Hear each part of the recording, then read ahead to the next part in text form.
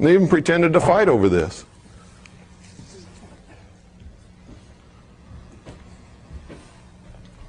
Like all of these secret society people do. It's called the Hegelian Dialectic.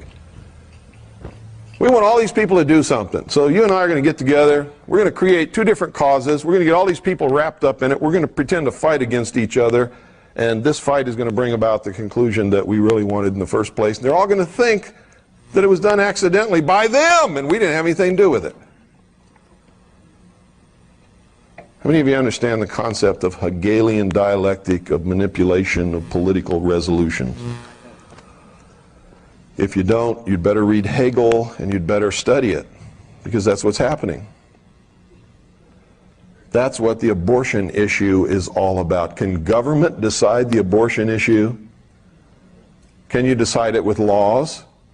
If you could, everybody would obey the law, there wouldn't be any issue, would there? The Supreme Court has already made the law, haven't they? Thank you. I've been saying that for 20 years. It's the truth.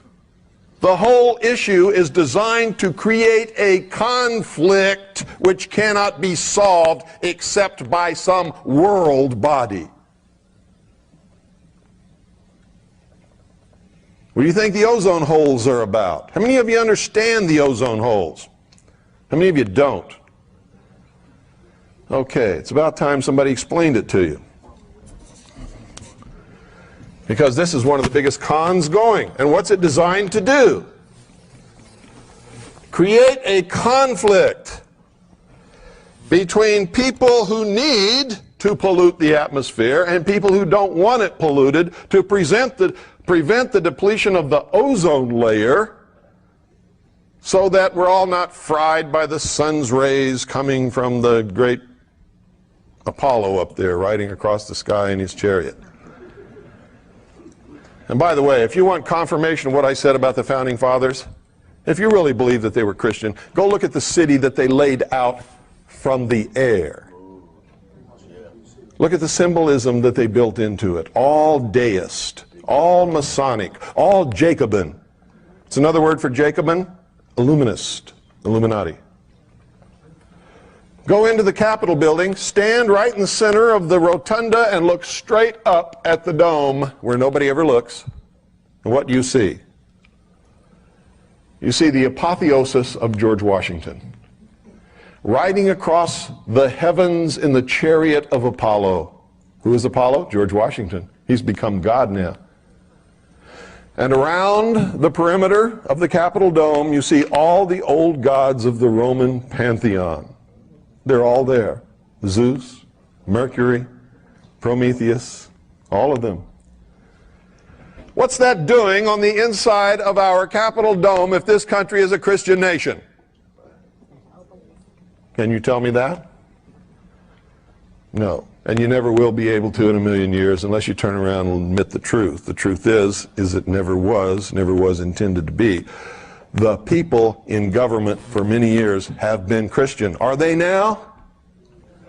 Most of the people in our government now are not Christian, and that's part of the problem today. They have no morals, no ethical standards of behavior, and therefore anything goes. They're a pack of pathetic chronic liars, which is the sign of a socialist every single time. Socialism believes in what? The supremacy of the mind of man, not in God. Anytime man has supremacy over everything, everything becomes what? Subjective. If you're God, how can you do something wrong? And that's the whole problem with this crowd now. They don't have anybody to answer to. You see, whether you believe in God or not, the human race must have God. They must have a superior power to which they must answer. If they do not, then everything becomes subjective. And if I want to slice your head in half, by God, there's nothing wrong with me doing it because I'm God. You understand that? That's really what's wrong. When man has nothing or no one to answer to, man can do no wrong, can he?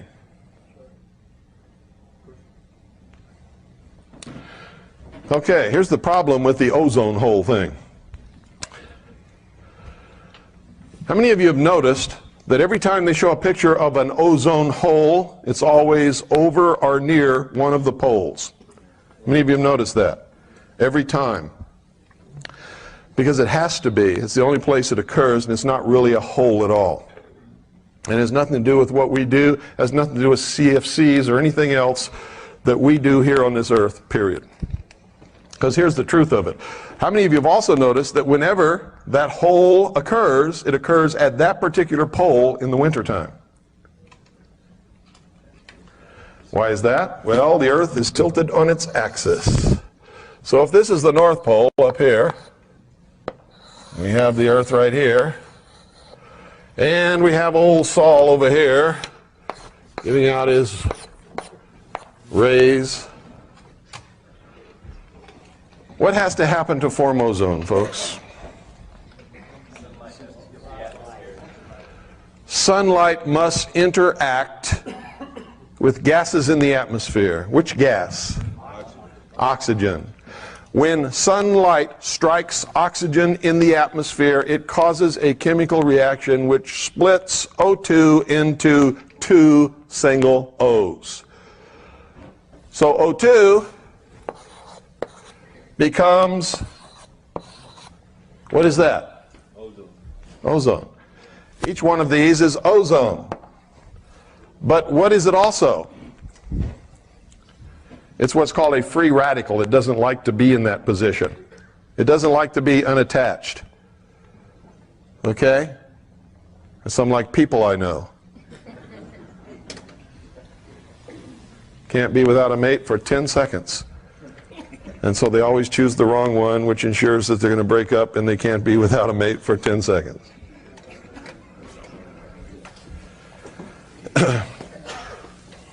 Believe it or not, most of us go through that little period. We think we have to be with somebody all the time.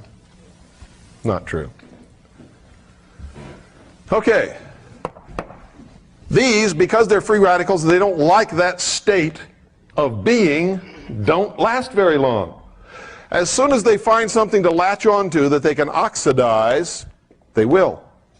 Or as soon as they can find another free radical of oxygen, they will form once again O2.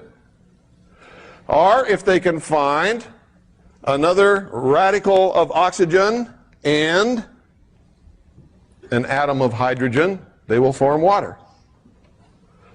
They don't like being apart. So ozone doesn't exist very long after it's created anyway. It's in a constant state of creation and attaching itself to something else and disappearing. So ozone is in a constant state of flux, becoming and unbecoming all the time. And it's caused by the sun rays interacting with oxygen in the atmosphere. What do we call that layer? There is no such thing as an ozone layer. What is it called? Because what are these? These are ions. Ozone is an ion of oxygen. Okay? It's called the ionosphere. So why don't these freako-environmentalist liars call it what it is, the ionosphere? Because it would be the truth, and we can all prove that the ionosphere is not disappearing. It's where ionization of gases takes place due to interaction with the sun's rays. Energy from the sun. Everybody understand that? So instead they say, there's an ozone layer. Oh, really? Can you taste it?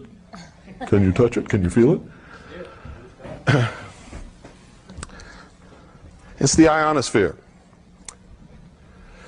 And this whole thing is a hoax. Because here's what happens. As sun streams toward the earth,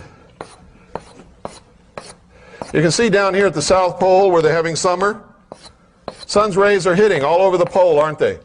But up here, they're not hitting a portion of the pole. At the pole that is experiencing winter, what do they have there that's unusual about the rest of the earth? They have 6 months of darkness. There's 6 months when the sun's rays are not hitting that part of the earth or the earth's atmosphere. And so there is no interaction between the sun's rays and the oxygen in the atmosphere, and so what is absent? Ozone. Is it a depletion of ozone? No, it's just a place where the chemical reaction does not take place. It is absolutely perfectly normal. And when the Earth moves around to the other side of the sun, and the southern hemisphere is then experiencing winter because the sun is then over here, the hole jumps magically from the North Pole to the South Pole. And all of the CFCs that we are leaking and using on the face of this Earth have magically migrated to one spot over the pole where nobody's leaking anything and depletes all the ozone right there. You see, if this was really true, where would the holes be? Los Angeles, London, Tokyo, there's a biggie. Phoenix, right? Do you know that the state of Arizona is the only state in the whole 50 United States that knows this and has passed a law saying, screw you, we know there's no ozone holes, we'll use CFCs all we want, and we do.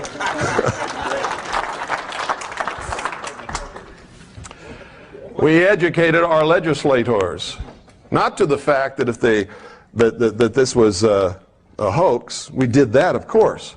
But even though they knew it was a hoax, they didn't want to go along with it until we put pressure on them saying, hey, we're not going to support this scam. Period. This is a scam, and you know it is. We put political pressure on them. They were going to lose their jobs unless they did what we wanted them to do. And so they did. Now, we don't always get our way in Arizona, because why do you think it's called Phoenix? And the Valley of the Sun, and the Sun Devils? That's all out of the mysteries. Phoenix is a Masonic city, if there ever was one on the face of this earth.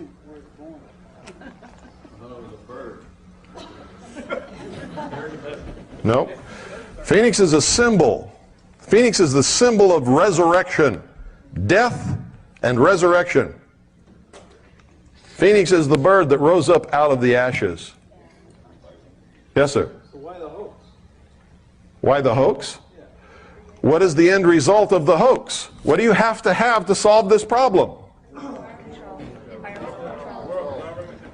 World government control of the atmosphere. You see, they do it by stages.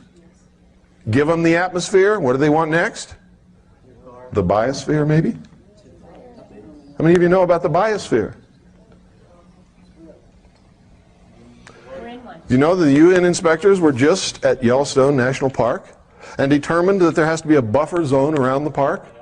So the National Park Service is buying up private land and kicking people up off their land and closing roads to make this buffer zone, which will be absolutely off limits to any human habitation, occupation, or use forever, to protect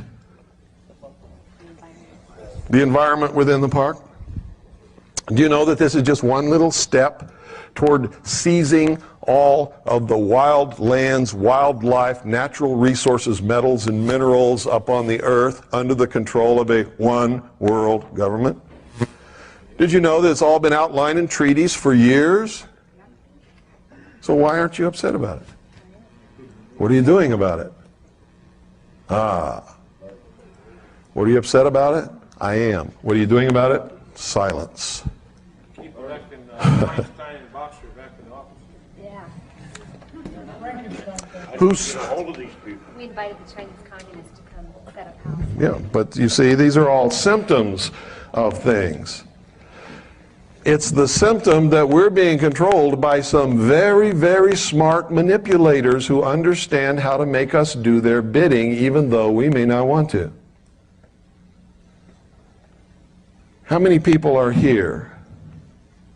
How many people should be here? Okay? How many people cares versus how many people don't care? And the degree of care is not whether they really care or not, it's whether they perceive that there's a problem, and that will tell you how effective the masters in control have been in brainwashing the population. They don't perceive that there's a problem. If they did, they would be here, wouldn't they?